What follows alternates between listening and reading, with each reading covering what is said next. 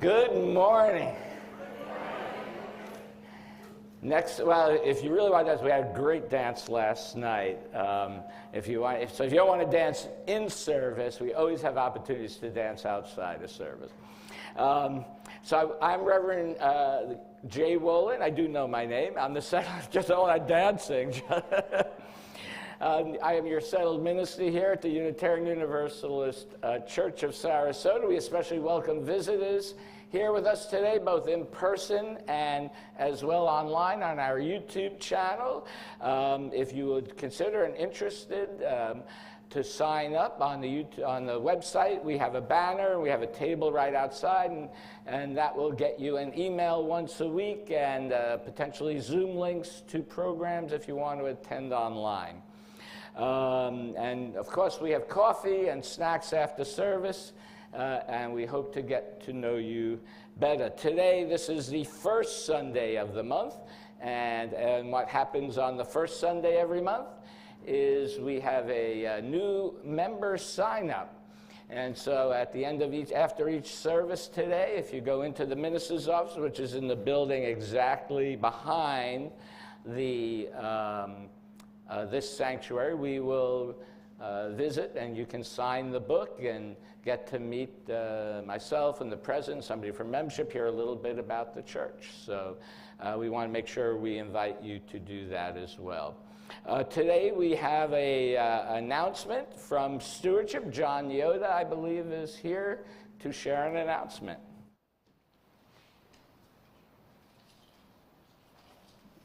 Good morning. When I joined UU of Sarasota 8 years ago, I realized I'd get to know more people as friends if I joined one or more small groups. I joined a men's group. I helped work with a group of volunteers to extend our UU presence to Lakewood Ranch. Today, I'm a member of the caring team and the choir. I've learned that giving my time and talent to these groups is both personally rewarding and powers the church's larger mission within our community. I also learned that the church actually needs me, and I need it, and it needs you. I invite you to make some time in your busy lives to join one of our small groups. You'll be very glad you did. In this year of transition, as our church reaches out to its members and the community at large in so many ways, we need your time, your talent, and yes, your financial support more than ever. Our beloved UU of Sarasota, made up of our community of small groups, can't exist without our financial support. If you've already returned your pledge commitment, thank you. If you haven't, please do it today. And before I came up this morning, our president gave me a note that said, for all of us that make a pledge commitment, by Friday, there'll be a drawing, and 2 lucky winners. One will win a gift certificate to the bookstore on Pineapple, and another will get a gift certificate to Duval's, a great restaurant. So, pledge. Thank you. I want to point out that's for anybody who has pledged to date by Friday. So even if you pledged like 3 weeks ago, you're still in the drawing. I want to point that out.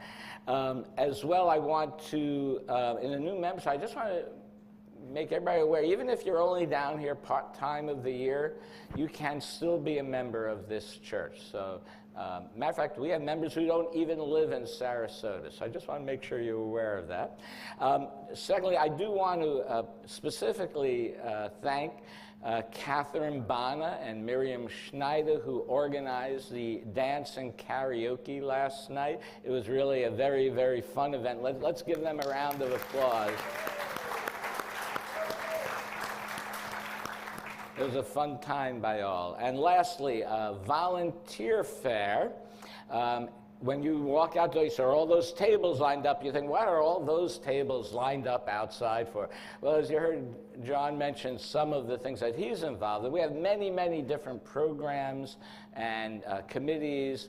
And so if you want to find out a little bit about what happens at those committees, we have members from many of them. at the table here. We probably should call it an information fair as opposed to a volunteer fair. But if you want to volunteer, you are welcome to. But it's really to get information, learn what's happening at the church.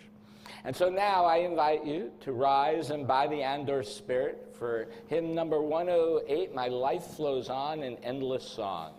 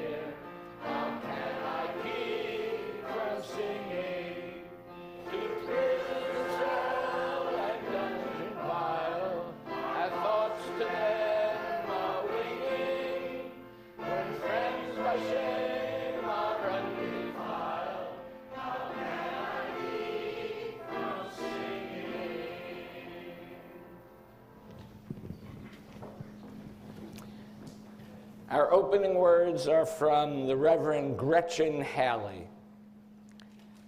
There is nothing you need to bring with you to be welcome here. No right beliefs or proofs of citizenship, no eternal optimism or clarity of conviction, no boundless courage or endless expertise.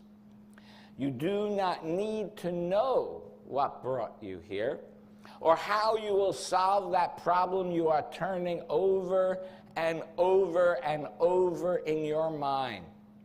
Your bills do not need to be paid, and your checkbook can be a mess.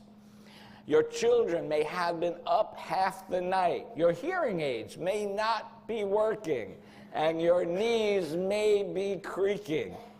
You do not need to be already perfect, or even halfway, to belong in this circle where grace meets us where we are, but does not leave us as it found us, where love resides in each of us, yet is somehow more than all, where life still pulses and rages and heals and transforms, creating us and this day anew once again. Come. Let us light our chalice together. And as we do, please join me in the words of affirmation, which are in your order of service or on the screen behind me. As we light our chalice, the symbol of Unitarian Universalism, we affirm our fourth principle, a free and responsible search for truth and meaning.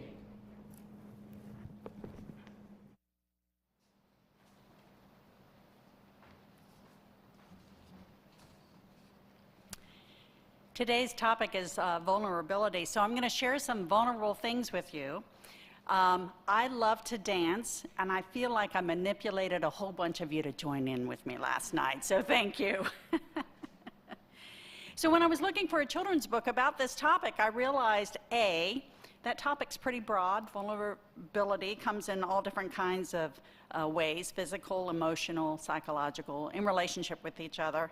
And B, children's books don't really talk about vulnerability. They talk about some of the emotions that go with it, like being scared or making a mistake or being embarrassed or ashamed. So I looked to the vulnerability guru, Brene Brown, to see how she defined vulnerability, and here it is. The definition of vulnerability is uncertainty, risk, and emotional exposure. But vulnerability is not a weakness. It is our most accurate measure of courage. So using that definition, I found a book. I found it fun and funny, and it resonated with me on ways that we're all kind of vulnerable together in our relationships. It is a collection of comics by an artist, Jackie E. Davis, and it is her story based on her diaries as a young person through adulthood. And I really admire her courage to be out there and her true, authentic self. So here's some vignettes. Vulnerability is my superpower, an underpants and overbites collection. Vulnerability is my superpower, but it wasn't always. If you'd asked me 3 years ago, I probably would have said silliness was my superpower, and then made a boing boing sound as I hopped away. Moments later, though, I would have hopped back anxiously and asked, did I say something wrong? Are you mad at me? Do you like me? Because really, self-doubt was my superpower, or maybe it was my super deficit. Either way, it all brought me here. So how did I go from being super doubtful to super vulnerable? Gradually, painfully, sloppily, and perfectly. And often with a pencil in my hand and a therapist on speed dial. There were a lot of factors on this journey, and the process is ongoing, but something about making a diary comic was the key.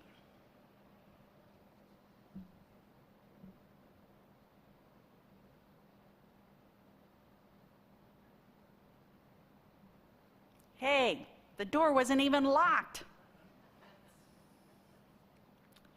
I keep waiting for permission. Permission to try something new. Permission to take risks. Even permission to make mistakes. It's like I'm in a line waiting for someone to say, "Okay, kid, you're up."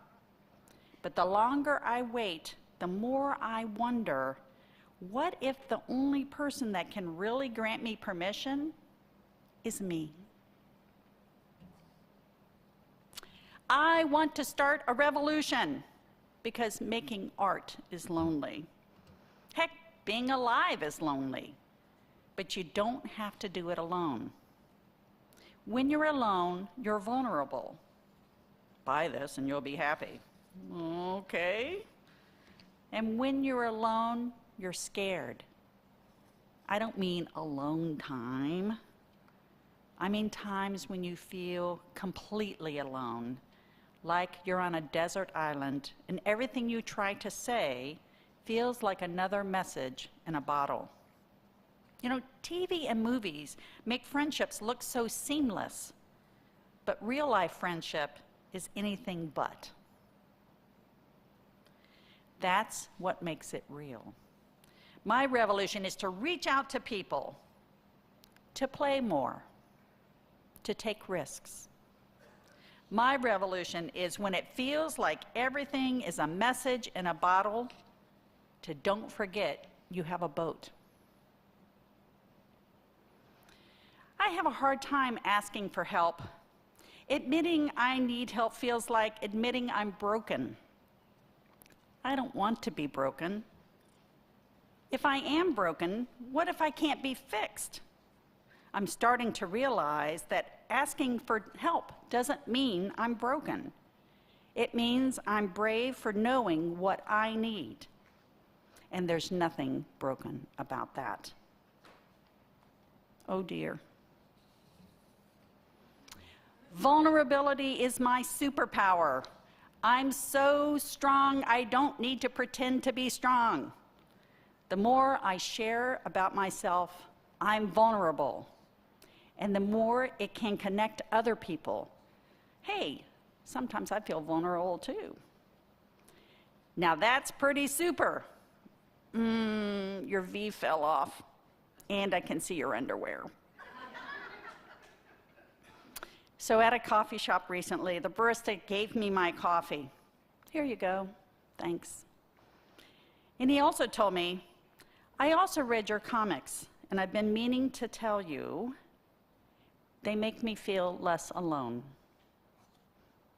So it's things like that that make me feel less alone, and including each and every one of you. Okay, you can go now. And so on that note, if I have any younger UUs in the audience, come join me in the West Wing as we explore this topic together. Thank you.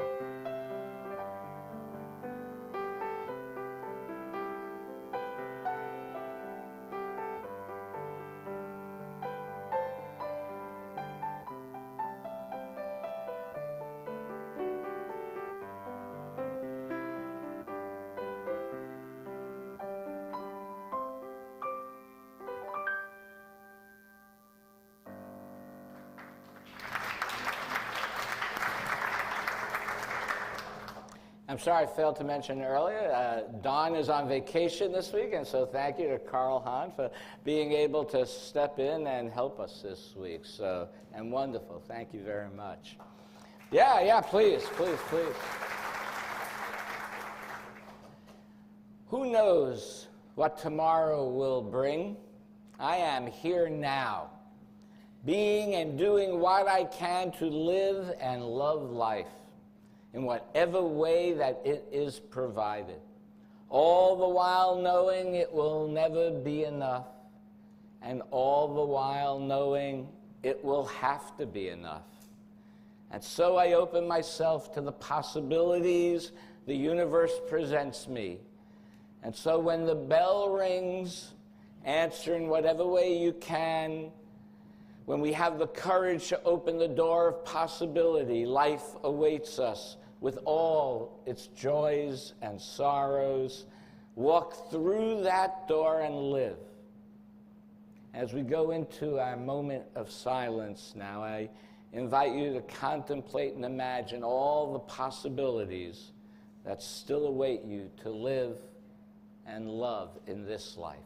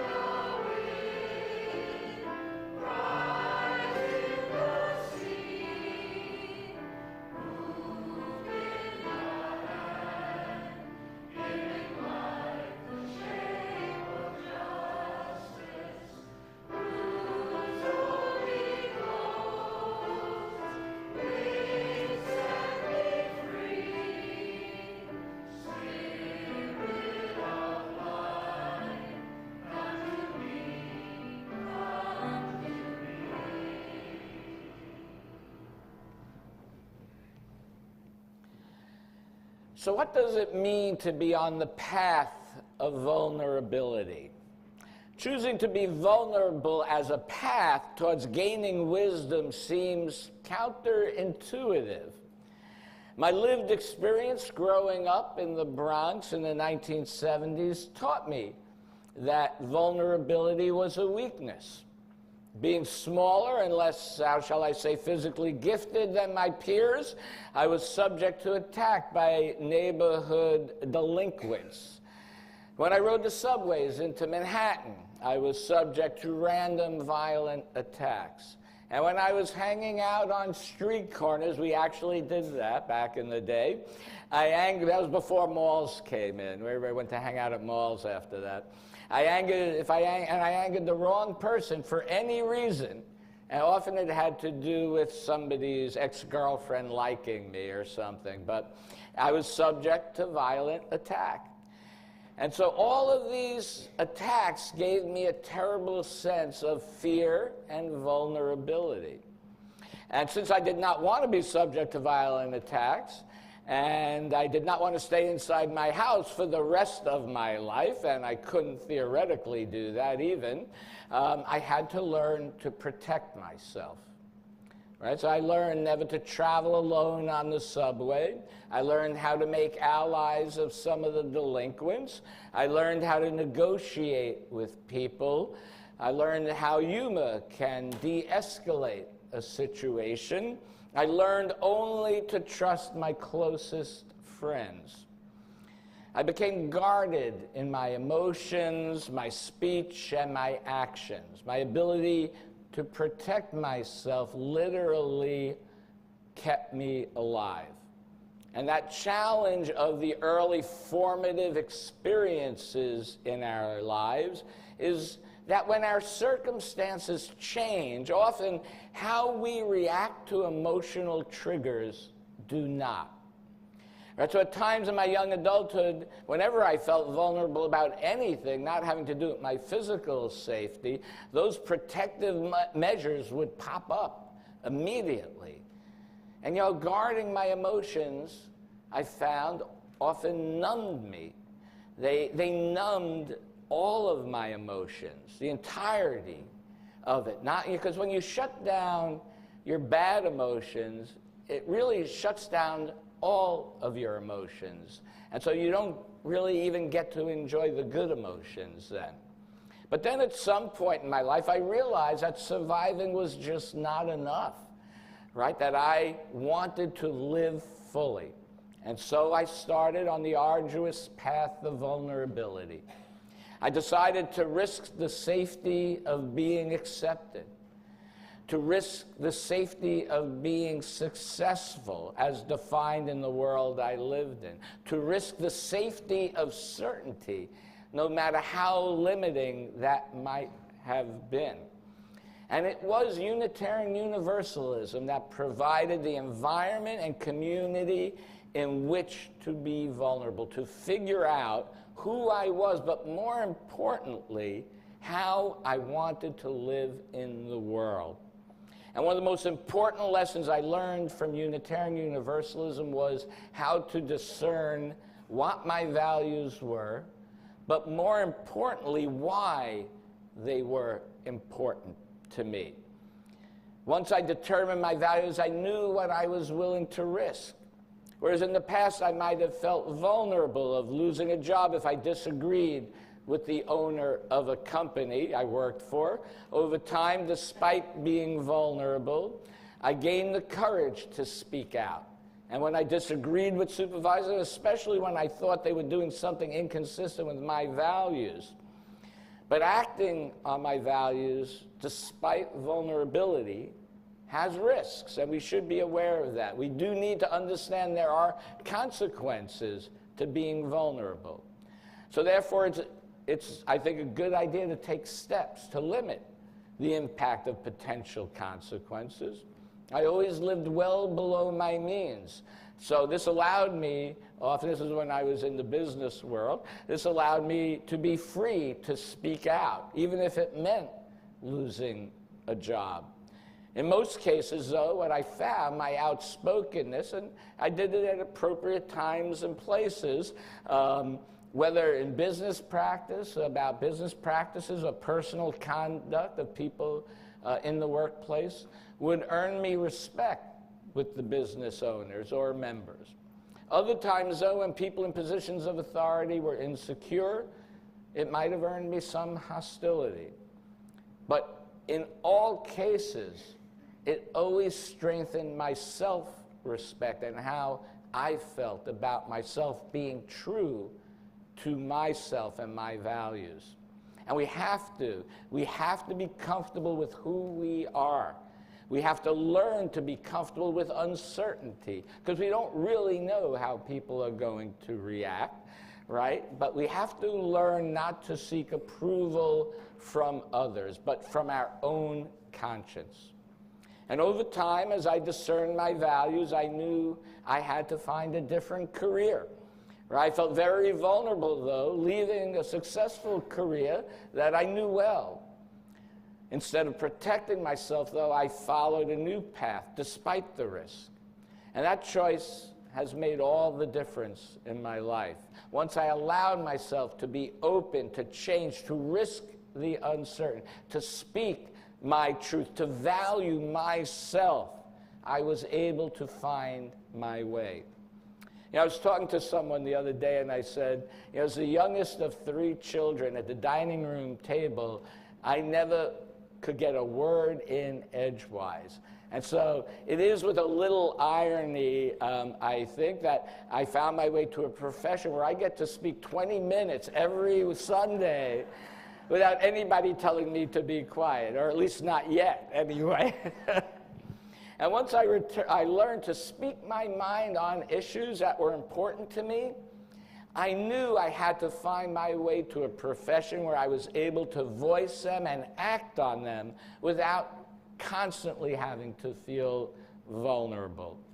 It is important to find a community where you can be yourself, and Unitarian Universalism is that community where you can be yourself, where you can question tradition, where you can question traditional beliefs, with traditional roles that we are told we're supposed to have, traditional ways of doing things.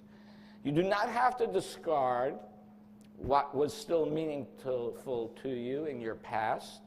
You can incorporate your past and explore and include new ideas that are meaningful. It takes courage to do things that might cause people you know to reject you. It requires you to be okay with failing sometimes. Not every experiment works. Some paths lead to a dead end. But even so, you know that your community, even if that happens, that this community will support you. That ability to be vulnerable, to try something new, to see your life and the world in a new way. And that's what we are here to do, to create an environment that allows that to happen. So you heard Catherine speak of Brene Brown. So if you've ever seen any of her books, or she has a YouTube video with millions of hits, she often speaks about vulnerability as a path to wholeheartedness.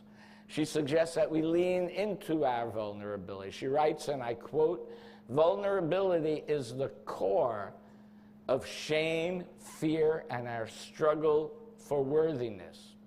But it is also the birthplace of creativeness, joy, love, and belonging," end quote. The way to get to this birthplace, she says, is with courage. She suggests that we not deny our vulnerability, but rather embrace it. She goes on to write, "You must have the courage to tell your stories with your whole heart, the courage to be imperfect, the courage to be authentic. Let go of who you should be and be who you are."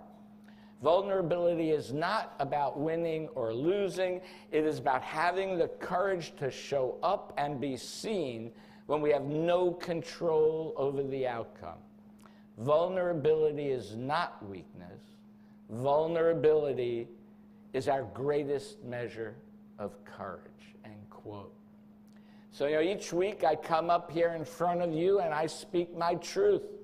It's my hope that in some small way it comforts, educates, inspires, moves you. But you can always be certain that it is authentically what I believe in that moment. I'm always willing to be open to learning myself as we expand our consciousness by learning together. Additionally, each week I come up here with uncertainty, never knowing who will and how much you will give to our offering so that we can reach our goals as a congregation. But each week I go forward with my faith that you will be generous in giving as we now take our offering. For those who are online or on your cell phone, you can, there's a link to donate in the description of the YouTube description or on our website under today's service. Let this sacred time begin. Thank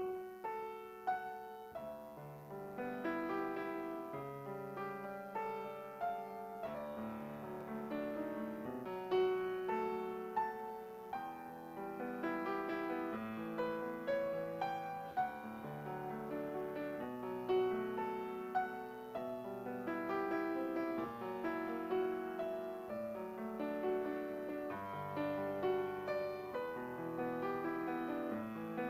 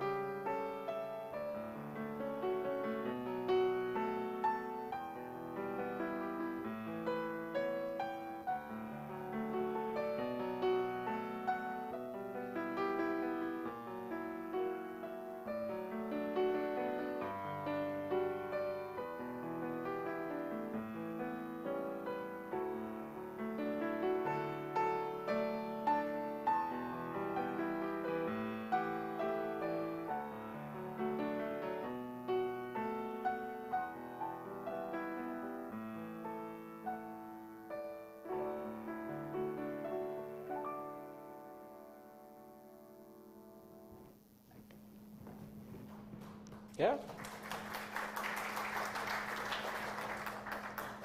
I always say, if the Spirit moves you to clap, clap.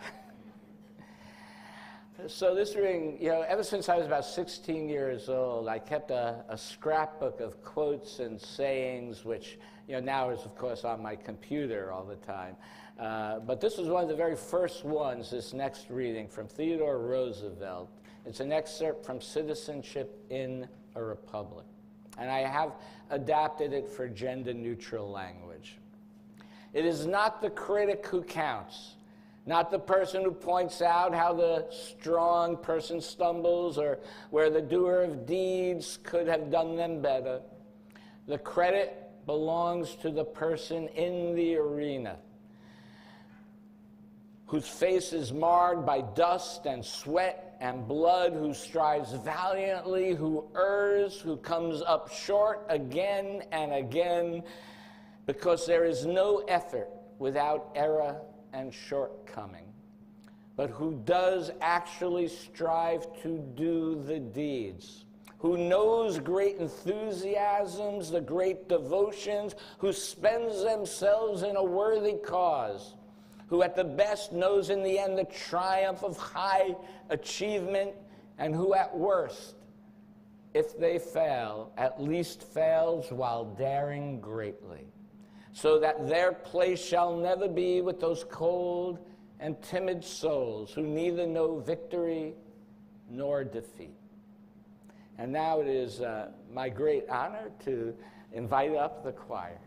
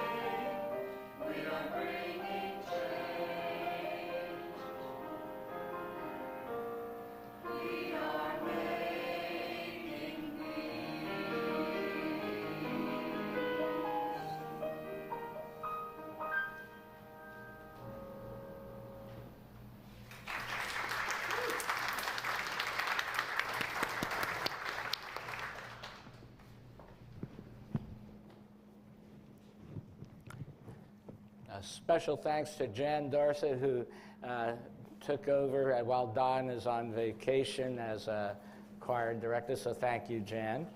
And as well, if there are those who want to just join the choir to try it out, they're having a special Easter choir. Your only commitment is just for that Easter and the few practices before that. If you're interested, just come up and ask any of the choir members. Of course, you're always welcome to join the choir every week if you'd like, but if you just want to try it out, Easter is a great time to do it. Something about Vivaldi and Mozart, I hear. So, we certainly do live in vulnerable times. I believe that is a true statement. The state we live in here, Florida, is the epicenter for forces that are trying to ban free speech, ban abortions, ban books, ban diversity, equity, and inclusion. You know, when I told people I had accepted a call to a congregation in Florida, they wondered why I would pursue that path, considering all the political turmoil here. Well, my answer was actually very simple.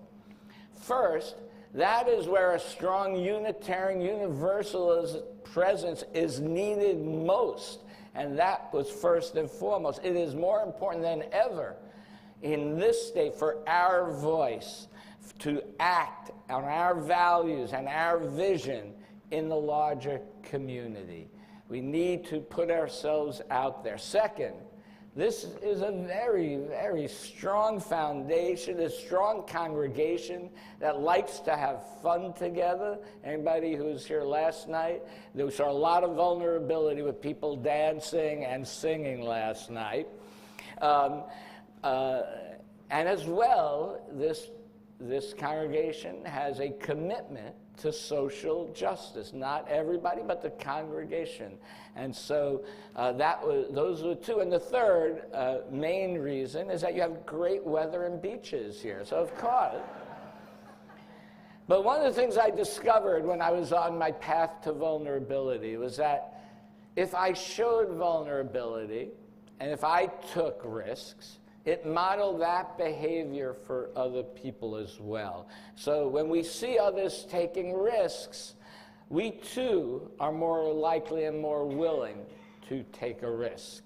Now, I will tell you where I was inspired to take a risk. Last week, I went to a rally to support new college students. Now, for those who are unaware, the governor of Florida appointed new conservative trustees to the new College Board of Trustees, and this new board subsequently fired the president of New College and then installed a new president who received significantly higher compensation. And then the new board then closed the college diversity, equity, and inclusion programs, and there is a goal to make it a more conservative school.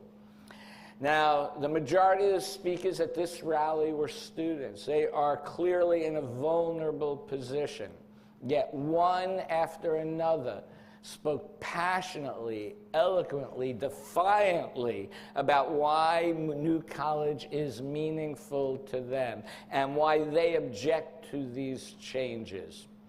Despite the governor stating that he imagines students are receiving degrees in zombie studies, he actually said that, which personally I think would be kind of cool would be to study that, honestly, because really it's a study of human physiology and viruses, honestly. That's another sermon for another day.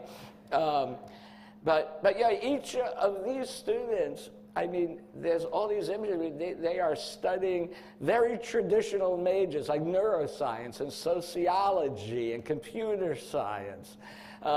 And I do think it is telling that the governor is calling for, and I quote, the requirement of the educational institutions to prioritize graduating students with degrees that lead to high-wage jobs, not degrees designed to further a political agenda, end quote. Well, first I'm going to say it's perfectly acceptable to go to college to get a degree, that will lead to a high-wage job. However, I will say there are many non-degreed jobs in the trades in particular that can lead to high wages as well. Our society really needs to demonstrate the value of some degreed positions, such as teachers and social workers, and they should make those high wage, more or at least higher wage jobs. The purpose,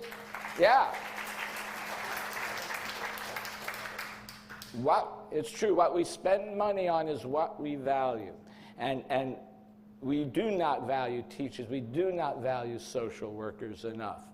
The purpose of education, in my mind, the purpose of education is to be educated, not to get a job. It should be education for itself, to create a discipline about how to learn and how to think critically.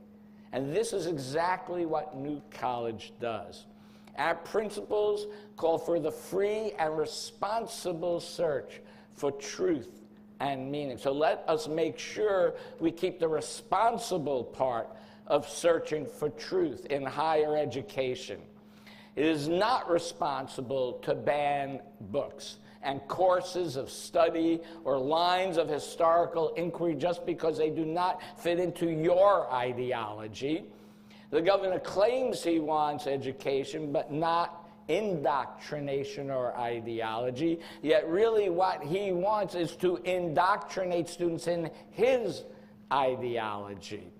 The governor's new higher education reform plan permits the governor's appointees to review and eliminate tenure of professors at any time. Thus, it makes academic freedom secondary to the ideology of the governor and his appointees.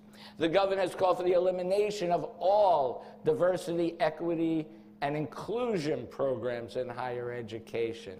These are the very values our religion stands for. Why? I always wonder, why do they fear inclusion? And I think, what I saw at New College explained that to me, because what they fear is that the future of America looks more like the students of New College than it does of like Ron DeSantis. The one thing that makes New College stand out was on full display at that rally. They are intentionally inclusive. They are white, black, and brown. They have purple, pink, and every color and style of hair imaginable. They not only welcome, but they embrace people of all sexual orientations and gender identities. And yes, it's true, I hear this all the time, well, they don't give out grades, but they have high expectations for their students, and New College graduates have had great success in the world, have no problem getting into graduate school, getting Fulbright scholarships. They are at the top of the list. One of the students said, "We are not going anywhere." And they've started a fund to build grassroots support to save the intentional diversity and intellectual freedom of the school. These students put it all on the line. And they are worried for their safety, but still they stay and fight for their values in which they believe, for their vision of a better world. So what will we do? Will we stand by while this governor puts these youths at risk to further his political ambitions? What will we do? What will we risk? In what ways will we be vulnerable? It will take more than letter writing. Will we talk to our conservative friends and tell them we disagree and potentially risk those friendships? Will we speak out publicly against this attack on students and education? Will we march? Will we utilize our power and our privilege to support free and critical education? Maybe we have to create an alternative schools where critical thinking is taught if the public schools refuse to teach them. I do not know the answer. The future is uncertain. There is vulnerability here, and I invite you to be vulnerable. It is not without consequence. But please remember, there are also consequences to doing nothing. I leave you with the words of Florida State Representative from District 42, Anna Escamani, who spoke at the rally, and I quote, "We envision a world where joy is abundant. Diversity is our strength. Ideas are debated with critical thought, not partisan bias. Where problems are solved, not created. Where we choose calm over chaos. That is the world we want. That is the world we envision. That is the world we fight for every day. May it be so." I invite you to rise in body and/or spirit for our closing hymn, 346. Come, sing a song with me.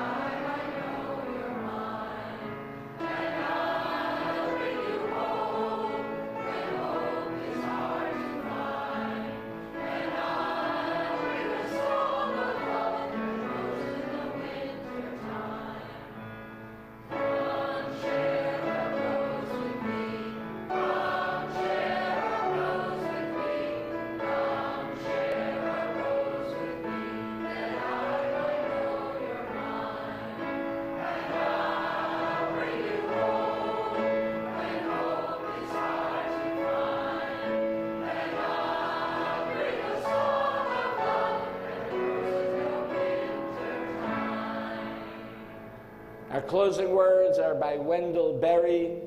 It may be that when we no longer know what to do, we have come to our real work. And that when we no longer know which way to go, we have come to our real journey. The mind that is not baffled is not employed.